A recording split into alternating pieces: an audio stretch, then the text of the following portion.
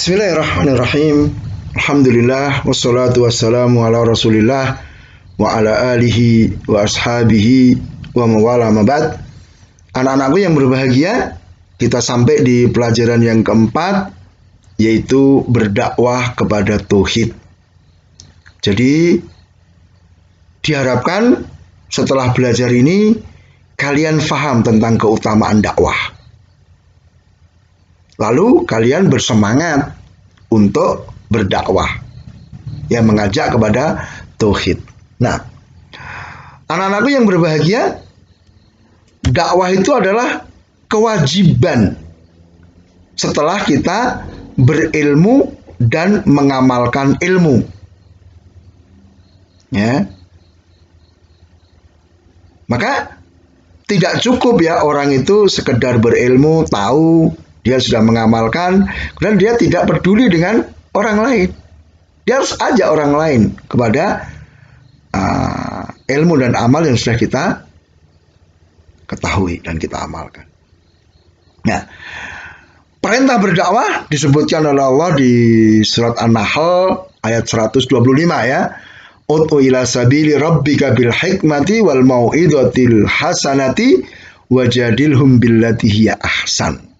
Ya, serulah manusia ke jalan Rabbmu dengan hikmah, dengan nasihat yang baik, dengan debat, dengan mendebat mereka dengan cara yang baik. Situ ada perintah ya, ud'u, itu fi'il amr, perintah. Ya. Jadi hendaknya kita bersemangat dalam mengajak manusia kepada ketaatan kepada Allah Ta'ala. Ya. Karena apa? Dakwah ini adalah hal yang sangat penting. Ya. Kita bisa lihat ya, pentingnya dakwah terlebih kepada tauhid. Yang pertama adalah apa? Tauhid ini merupakan perkara pertama yang diserukan oleh para nabi. Jadi semua nabi, apapun problem, masalah umatnya, yang pertama mereka serukan adalah apa? Mengajak kepada tauhid. Sehingga ini yang diwasiatkan ya kepada para nabi. Ya, Hud, Soleh, dan yang lainnya. Maka yang pertama mereka katakan, ya qaumi ibudullah malakum min ilahin ghairuh. Wahai kaumku, sembahlah Allah, tidak ada sesembahan yang benar untuk kalian selain Allah Ta'ala. Nah, kemudian yang kedua, dakwah tauhid ini adalah dakwah yang pertama kali dilakukan oleh Nabi Muhammad SAW secara khusus. Ya, jadi seluruh Nabi mengajak tauhid, dengan juga Rasul Muhammad SAW. Kemudian yang ketiga, itu adalah apa? Yang diperintahkan oleh Rasul kepada umat ini.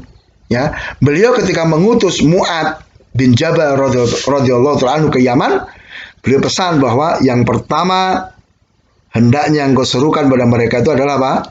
Mengajak kepada tauhid, mengajak untuk beribadah hanya kepada Allah tabaraka wa ta'ala. Karena ini kunci. Kalau orang sudah mau bertauhid, semuanya akan baik. Ya, orang yang memiliki tauhid pasti masuk surga, meskipun mungkin dia terjatuh dalam perbuatan-perbuatan dosa. Nah, kemudian di sini hal yang sangat penting bahwa berdakwah itu harus dengan ilmu. Jadi tidak boleh ngawur. Tidak boleh berdakwah tanpa ilmu. Ya, Allah katakan di surat Yusuf 108, "Qul hadhi sabili ad'u ilallah ala basiratin ana wa manittaba'ani." Katakan, inilah jalanku, aku dan orang-orang yang mengikutiku mengajak kepada Allah dengan ilmu, dengan basirah. Ya, jadi Rasul berdakwah mengajak manusia atas dasar ilmu basirah. Demikian juga orang-orang yang mengikuti Rasul. Maka di sini salah satu ciri sifat pengikut Rasulullah itu adalah apa? Mereka berdakwah dengan ilmu. Nah, ya. Kemudian anak-anakku yang saya muliakan, banyak sekali keutamaan dakwah. Ya. Disebutkan di surat Fussilat di situ dakwah itu merupakan ucapan yang paling baik oleh setiap orang. Ya. Kemudian dikatakan man dalla ala khairin falau mithlu ajri fa'ilihi. Siapa yang menunjukkan kepada kebaikan dia mendapat pahala seperti orang yang melakukannya. Ini luar biasa. Hal yang mestinya harus kita kerjakan. Ya. Kita tidak pelit untuk menunjukkan kebaikan kepada siapapun. Kenapa? Ketika orang itu mengerjakan, kita dapat pahala yang sama dengan dia. Kalau dia tidak mengerjakan, kita sudah dapat pahala dakwah, gitu. Ya. Kemudian anak-anakku kita masuk di pelajaran kelima, bersabar atas gangguan dalam proses dakwah kepada tauhid. Ya, dakwah itu bukan hal yang gampang karena banyak orang yang mungkin tidak mau menerima dakwah kita. Bahkan bukan sekedar tidak mau menerima, tetapi apa? Kadang dia memusuhi apa yang kita lakukan. Ya, maka di sini harus bersabar. Ya.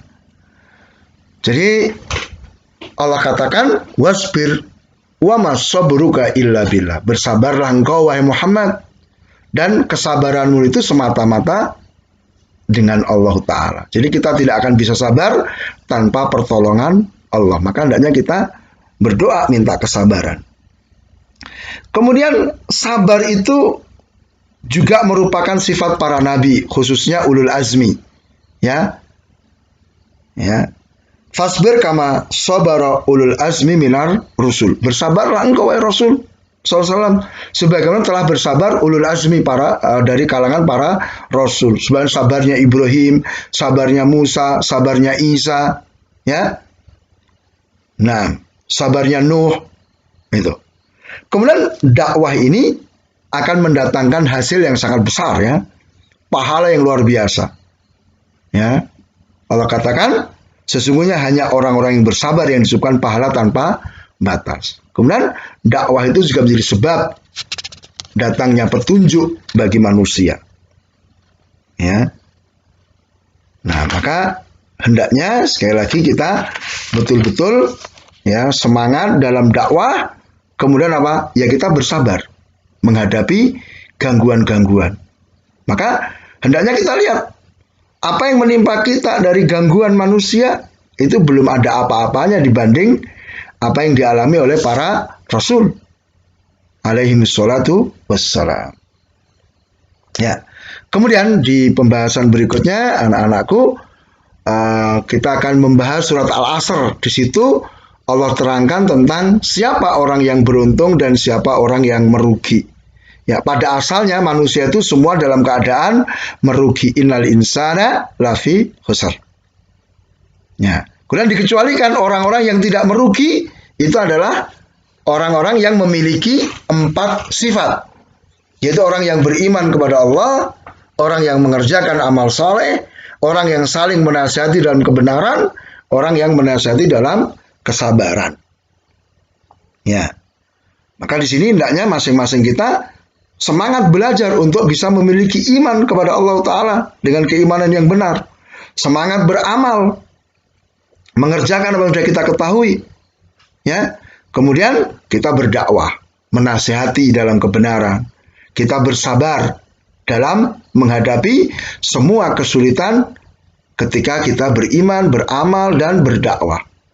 Ya, karena dalam belajar pun mesti ada gangguan kan, ada teman yang ngajak bolos dan sebagainya, itu gangguan, maka kita harus sabar.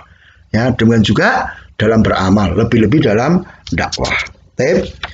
Mudah-mudahan bermanfaat. Jangan lupa ya, lembar kegiatan dikerjakan. Ya, supaya kalian sekali lagi lebih memahami. Demikian subhanakallahumma bihamdika asyhadu an la ilaha illa anta astaghfiruka wa atubu ilaik. Wassalamualaikum warahmatullahi wabarakatuh.